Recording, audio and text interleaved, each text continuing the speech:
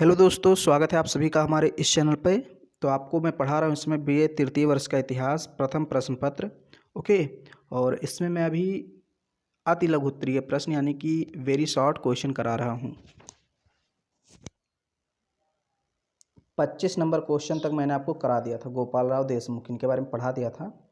फिर देखिए यहाँ कुछ हो सकता है, कहीं कहीं टाइपिंग मिस्टेक हो जाए। ओके, एक दो शब्द कहीं हो सकते हैं थोड़ा गलत लिख जाए, तो उसको मैं बता दूंगा कहाँ गलती है। तो इसलिए आप अगर कॉपी में लिख रहे हैं पेज में तो अच्छी बात है, क्योंकि पीडीएफ में कई चीज़ें गलत हो सकती हैं तो आप गलत ही पढ़ेंगे। इसलिए कोशिश कीजिए कि कॉपी में लिख लीजिए। आनंद मठ, ये क्वेश्चन आया है 2 नंबर में। ओके, आनंद मठ वैसे आप लोग नाम सुने होंगे।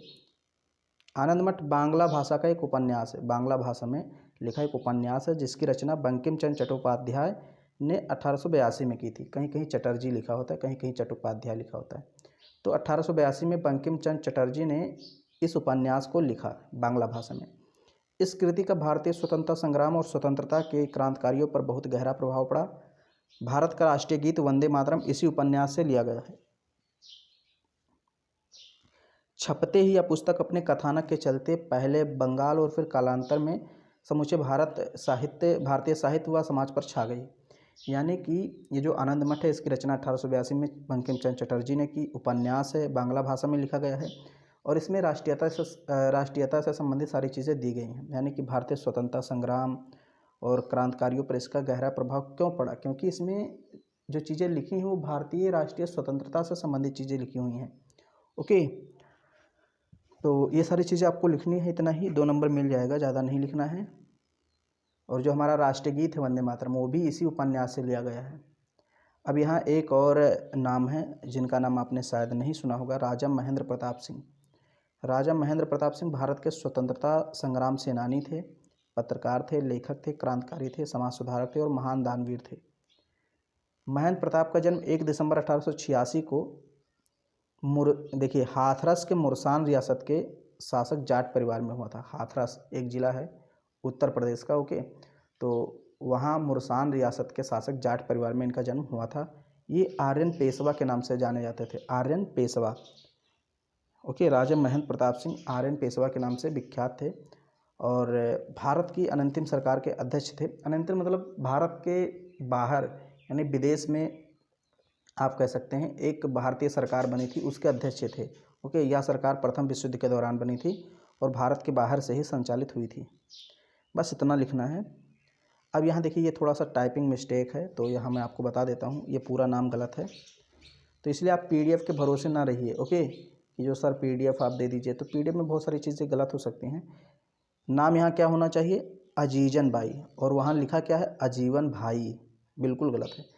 अजीजन बाई का जन्म 22 जनवरी वर्ष 1824 ईस्वी को मध्य प्रदेश के मालवा राज्य के राजगढ़ में हुआ था। ओके, अजीजन बाई का जन्म 22 जनवरी वर्ष 1824 को मध्य प्रदेश के मालवा राज्य के राजगढ़ में हुआ था। जागीरदार शमशेर सिंह के यहाँ जन्मी इस कन्या का नाम अजंसा रखा गया।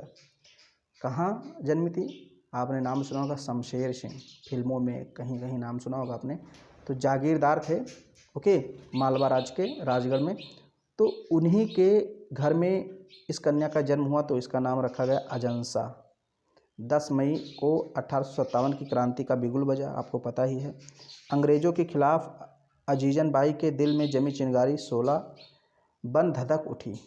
अजीजन बाई ने दबी शोषित महिलाओं में आज़ादी की चिंगारी फूंकी और अपनी हर एक साथी को 16 बना दिया। यानी जो इनके साथ औरतें थीं, महिलाएं थीं, उनको एक आग का 16 बना दिया, गोला बना दिया, कुछ भी कह लीजिए। ओके, मतलब इन्होंने महिलाओं का नेतृत्व किया एक प्रकार से और अंग्रेज़ों के खिलाफ लड़ा 1857 की क्रांति में। इनका नाम आप सुने नहीं होंगे ज़्यादा।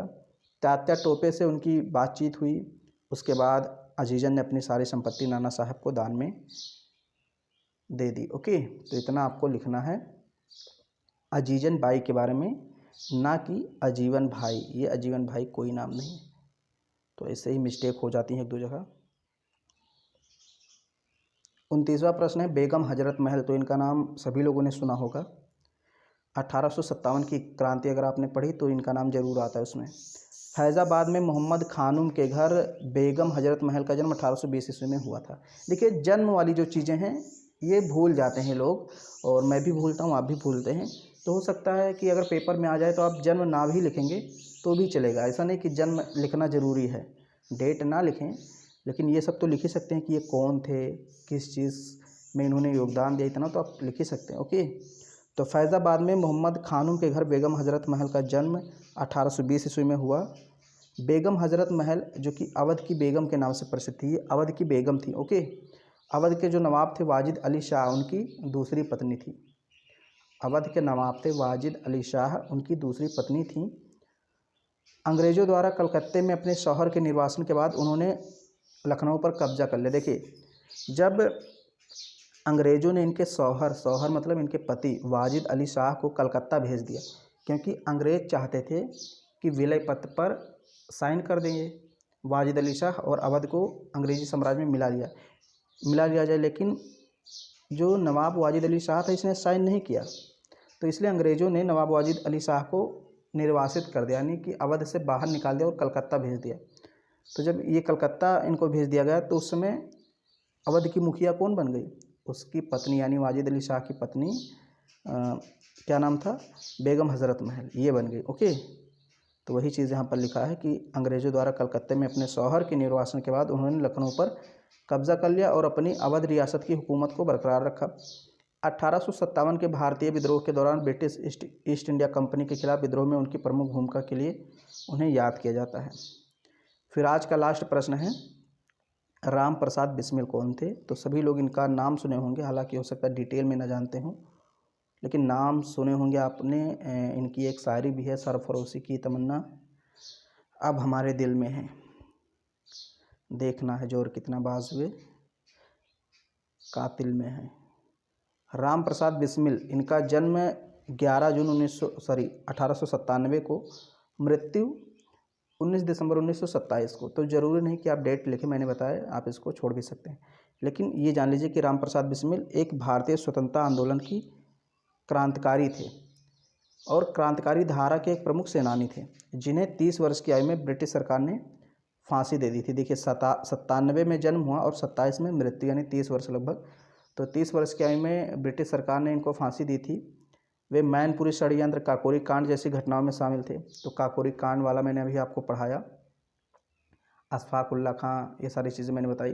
तो राम प्रसाद बिस्मिल भी उस काकोरी कांड में शामिल थे तथा हिंदुस्तान रिपब्लिकन एसोसिएशन के सदस्य भी थे। राम प्रसाद बिस्मिल ने ही अपने देश को सरफरोशी की तमन्ना अब हमारे दिल में है जैसे जोश से भरा था, इनका जो नारा था। ओके, इस नारे के आधार पर आगे चलकर कई देशभक्ति फिल्में बनी और गाने भी बने, आपने सुना होगा। तो बस इतना ही लिख देना है राम प्रसाद बिस्मिल के बारे में, आपको 2 नंबर मिल जाएगा कि भाई एक स्वतंत्रता सेनानी थे, और इनका जन्म अगर याद रहता तो लिख दीजिए, नहीं तो कोई बात नहीं। हाँ, ये आपको इनकी शायरी ज़रूर लिख देनी है। ओके, क्योंकि 10-15 शब्द तो आपके इसी शायरी में हो जाएंगे, सरफरोशी की तमन्ना वाला। ओके, फिर ये 30 वर्ष की आयु में इनको ब्रिटिश सरकार ने फांसी दी, हिंदुस्तान रिपब्लिकन एसोसिएशन के सदस्य थे, ये सारी चीज़ें आपको लिख देनी है।